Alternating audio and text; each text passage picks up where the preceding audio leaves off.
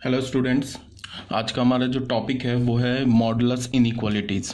ठीक है, तो स्टार्ट करते हैं। तो हमारा जो फर्स्ट पॉइंट है वो क्या है, mod of x is not equals two plus minus x. Mod of, जब भी तुम्हें मॉड ऑफ एक्स लिखा दिखे ना तो वो प्लस माइनस एक्स के इक्वल नहीं होता है। ठीक है, तो फिर मॉड एक्स को हम क्या बोलते हैं, mod x is equal to x when x is इधर ग्रेटर देन जीरो और equals to zero. Mod x का वैल्यू क्या होता है, एक्स के इक्वल होता है। कब, जब एक्स हमारा या तो पॉजिटिव हो या तो जीरो हो। और mod x is equal to minus x होता है when x is less than zero. देखो कुछ छोटे छोटे पॉइंट्स हैं जो कि काफ़ी इंपॉर्टेंट है, और आगे जो हम लोग हमारा जो सब्सिक्वेंट चैप्टर्स होंगे उसमें ये छोटे छोटे पॉइंट्स से काफ़ी इंपॉर्टेंट है। इसी से जो मैथमेटिकल स्टेप्स जितने भी आएंगे ना या कैलकुलेशन करने में ये जो पॉइंट्स है काफ़ी यूज़फुल होंगे, तो उसको काफ़ी ध्यान से देखो। सेकंड हमारा क्या लिखा है कि मॉड एक्स जो होगा वो ए के इक्वल है। अगर मॉड एक्स कभी भी तुमको ऐसा इक्वेशन दिखे mod x is equal to a, तो यहाँ से हमें क्या मिलेगा, x is equal to a और minus a provided a is greater than zero. X का वैल्यू क्या होना चाहिए, या तो ए होगा या तो माइनस ए होगा, provided a is greater than zero. इसका क्या मतलब है कि जो ए होना चाहिए ना वो पॉजिटिव होना चाहिए। अगर मान लो कि तुम्हें ऐसे दिख रहा है, सपोज दैट तुम्हें कुछ इस टाइप का इक्वेशन दिखा, मॉड एक्स मान लो, mod x is equal to मान लो मिल जाए -3, और बोले कि देन फाइंड एक्स। अगर तुमसे बोले कि देन फाइंड एक्स, एक्स निकालो, तो ऑब्वियस सी बात है एक्स का वैल्यू क्या होगा, 5 होगा। बिकॉज तुम दुनिया का कोई भी एक्स डाल दो यहाँ पे, उसका जो मॉडुलस वैल्यू होगा ना वो या तो जीरो होगा, वो या तो पॉजिटिव होगा, वो निगेटिव तो हो नहीं सकता। तो अगर तुम्हें बोले कि mod x is equal to -3 then find x, इसका क्या मतलब है कि एक्स का वैल्यू 5 होगा। और अगर मॉड एक्स का वैल्यू मान लो गिवन है 4, यहाँ पे ये 4 क्या है, पॉजिटिव नंबर, तो हम क्या बोलेंगे, x इज इक्वल टू -4 और x इज इक्वल टू 4। या तो x 4 होगा या तो x का वैल्यू -4 होगा, बीच में और है। ठीक है, तो यही बात यहाँ पे लिखी हुई है कि x is equal to a और माइनस ए, बट कंडीशन क्या होना चाहिए कि ये जो a होगा ना ये ग्रेटर देन जीरो होना चाहिए। और mod x is equal to a अगर लिखा है और मान लो कि a greater than equals to zero है, तो हम ऐसे नहीं लिखेंगे कि मॉड हटा दिया तो लेफ्ट हैंड साइड में प्लस माइनस एक्स कर दिया इज इक्वल टू ए कर दिया, then x is equal to -a और a। ये हमारा फॉल्स एक्सप्लानेशन है, ये करेक्ट एक्सप्लानेशन नहीं है। ठीक है, तो पॉइंट नंबर 1 हो गया, पॉइंट नंबर 2 भी हो गया। इसके कुछ एग्जांपल्स देख लेते हैं। अगर गिवन है mod x is equal to -3 तो plus minus x is equal to -3। अगर कोई बच्चा ऐसे करता है, फिर एक बार बोलता है कि यहाँ से plus x is equal to -3 ले लिया, और यहाँ से एक बार minus x is equal to -3 ले लिया, यहाँ से हमें एक्स की वैल्यू -3 आ गई और यहाँ से एक्स की वैल्यू 3 आ गई, तो ये एक्सप्लानेशन है ना हमारा फॉल्स है। आ रहे हो बात समझ में, ये क्यों हमें रॉन्ग रिजल्ट मिला। देखो यहाँ से क्या हुआ कि तुम्हें x की दो वैल्यूज मिल गई, x is equal to -3 and x is equal to 3। ठीक है, यहाँ पे तो दो वैल्यूज मिल गई, बट तुम देख सकते हो यहाँ पे क्या लिखा है, mod x is equal to -3, जो कि पॉसिबल ही नहीं है। ठीक है, मॉड एक्स, क्योंकि ये जो लेफ्ट हैंड साइड में लिखा है ना मॉड एक्स, ये नॉन निगेटिव होता है, ये या तो पॉजिटिव होता है या तो जीरो होता है, ये निगेटिव नहीं हो सकता। तो यहाँ पे क्या लिखा है, एक नॉन निगेटिव नंबर लिखा है, और इधर क्या लिखा है, एक निगेटिव नंबर लिखा है, जो कि पॉसिबल ही नहीं है। बट अगर तुमने यहाँ पे मॉड एक्स को प्लस माइनस एक्स किया तो यहाँ पे एक्स के दो वैल्यूज मिल गए। क्यों ऐसा हुआ, बिकॉज हमने मॉड एक्स को प्लस माइनस एक्स के इक्वल किया, विच इज़ नॉट करेक्ट, जो कि करेक्ट नहीं है। ठीक है, एक्चुअली में क्या होगा कि mod x is equal to -3 है, ये रॉन्ग है, as -3 is less than zero. तो mod x is equal to -3 अगर तुमसे कभी भी बोले सॉल्व करने के लिए, या mod x is equal to एक निगेटिव नंबर दे दे सॉल्व करने के लिए, तो क्या होगा, एक्स की वैल्यू हमें 5 मिल जाएगी। ठीक है, इसी बात को यहाँ पे क्या बोला कि if a is less than zero then x is equal to a will have no solution. अगर a का वैल्यू निगेटिव है तो x is equal to zero का सॉल्यूशन नहीं होगा, sorry x is equal to a का solution नहीं मिलेगा। तो फिर सॉल्यूशन कैसे मिलेगा, अगर mod x is equal to, मान लो यहाँ पे राइट हैंड साइड में यहाँ पे या तो पॉजिटिव नंबर गिवन हो या तो जीरो गिवन हो, तब उसका सॉल्यूशन मिल जाएगा। मान लो कि अगर मैंने बोला कि mod x is equal to 0 बोला, तो यहाँ से हमें क्या मिल गया, x is equal to 0, because x का वैल्यू 0 रखोगे तो उसका मॉड x क्या हो जाएगा, 0 हो जाएगा। अगर मान लो मॉड x का वैल्यू मैंने 1 बोला, तो यहाँ से हमें क्या मिल जाएगा, x इज इक्वल टू -1 और 1। अगर मैंने मॉड एक्स का वैल्यू -1 बोला तो यहाँ से क्या होगा, x इज इक्वल टू 5। मतलब x इज इक्वल टू 5 बोलने का मतलब कि क्वेश्चन गलत नहीं है, ये बोलने का मतलब है कि value of x does not exist. तो फाइनली हमारा सेकंड पॉइंट भी कंप्लीट हो गया। अब बच्चों आ जाओ पॉइंट नंबर 3 में। पॉइंट नंबर 3 में क्या बोल रहा है कि जो मॉड ऑफ x है ना, ये देखो, ये जो मॉड ऑफ x है ये या तो पॉजिटिव होता है या तो 0 के इक्वल होता है।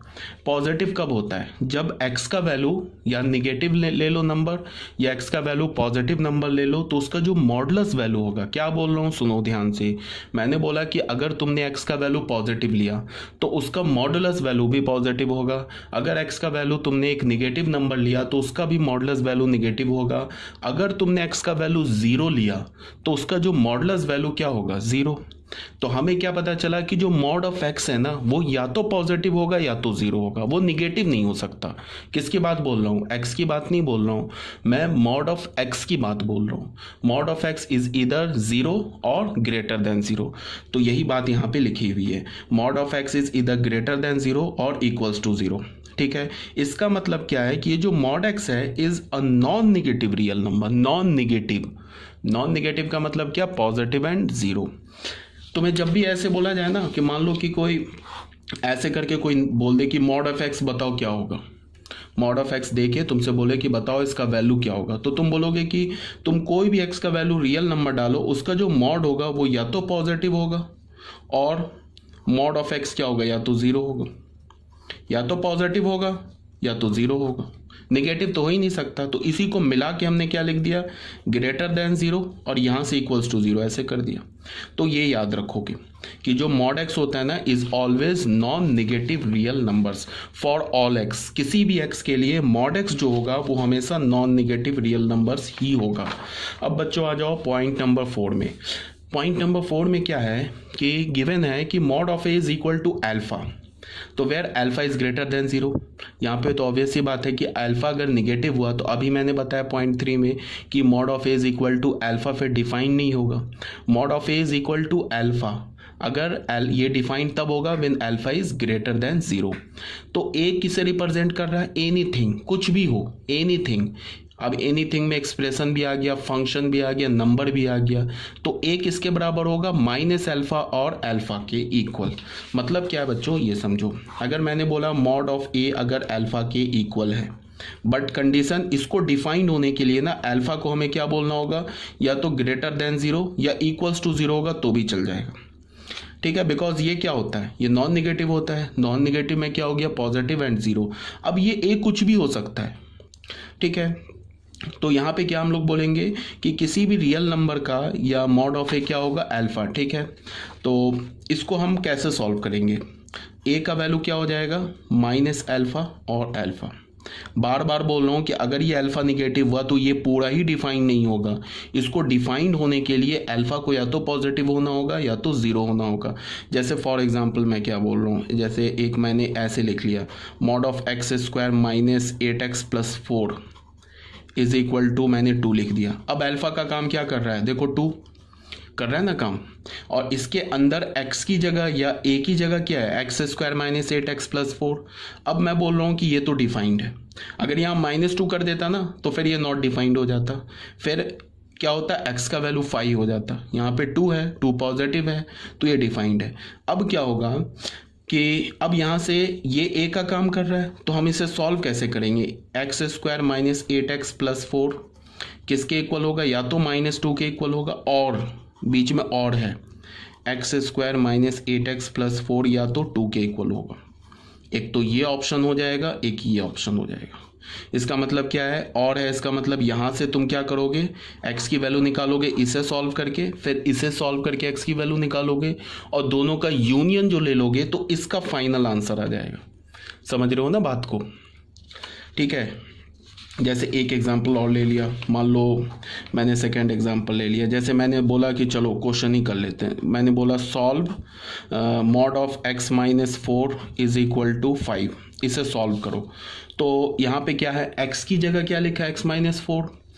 तो यहाँ से हम क्या करेंगे, सॉल्यूशन हमारा क्या होगा, x माइनस 4, ये जो x माइनस 4 है या तो -5 के इक्वल होगा और ये जो x माइनस 4 होगा या तो 5 के इक्वल होगा।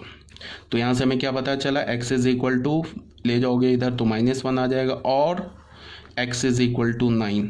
तो हमारा जो आंसर होगा वो यूनियन है ना, और का मतलब यूनियन है, तो x का वैल्यू -1 एंड 9। एक तो आंसर ऐसे लिख सकते हो, या फिर तुम बोल सकते हो x बिलोंग्स टू एक डिस्क्रीट सेट ले लो -1 एंड 9। तो ये भी हो गया। x बिलोंग्स टू -1, 9 बोलने का मतलब x -1 भी हो सकता है एंड x 9 भी हो सकता है। ठीक है, तो ऐसे सॉल्व करेंगे। क्लियर है, यही बात यहाँ पे बताई जा रही है आपको पॉइंट नंबर 4 में।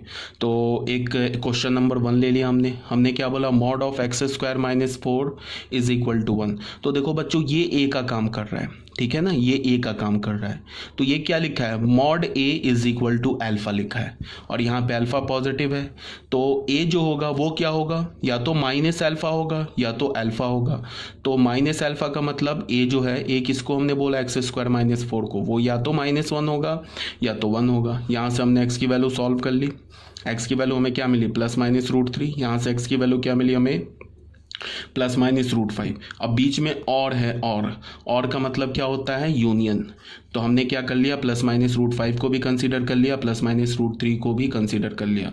तो हमें x की वैल्यू क्या मिली, -√5, -√3, √3 एंड √5। तो ये हमारा एक डिस्क्रीट सेट आ गया।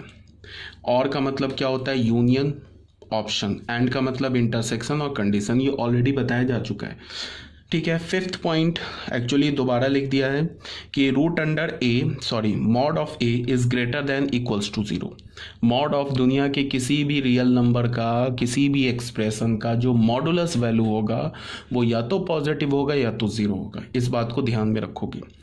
6th पॉइंट में क्या बोला जा रहा है कि अगर तुम ऐसे देखो, ये हमारे पास नंबर लाइन गिवन है, अगर जीरो की बात करेंगे, जीरो का मॉड क्या होगा, 0। ठीक है, अगर 0 का मॉड निकालोगे, मॉड ऑफ 0 इज 0, और 0 से तुम आगे जाओगे तो पॉजिटिव रियल नंबर्स मिलेंगे, 0 से तुम पीछे जाओगे मतलब लेफ्ट साइड में जाओगे तो क्या मिलेंगे हमें, नेगेटिव रियल नंबर्स। तो नेगेटिव का भी मैग्नीट्यूड क्या होगा, मतलब मॉडुलस वैल्यू क्या होगा, पॉजिटिव, और पॉजिटिव का भी मॉडुलस वैल्यू क्या होगा, पॉजिटिव। तो इसका क्या मतलब है कि अगर तुम 0 से राइट हैंड साइड के नंबर्स लेते हो ना, अगर 0 से तुम राइट के साइड पे जाओगे तो सारे नंबर्स का जो मॉडुलस वैल्यू है ना वो इंक्रीज करता जाएगा। क्यों इंक्रीज करता जाएगा, बिकॉज नंबर्स बढ़ता जाएगा, 1 के बाद 2 के बाद 3, तो नंबर्स इंक्रीज कर रहा है तो मॉडुलस वैल्यू भी इंक्रीज कर रहा है उसका। मॉडुलस वैल्यू को हम एब्सोल्यूट वैल्यू भी बोलते हैं, तो इसका मतलब उसका एब्सोल्यूट वैल्यू भी इंक्रीज कर रहा है। एक बार ऐसे देख लो, 1 का मॉड 1 होगा, 2 का मॉड 2 होगा, 3 का मॉड 3 होगा, 4 का मॉड 4 होगा।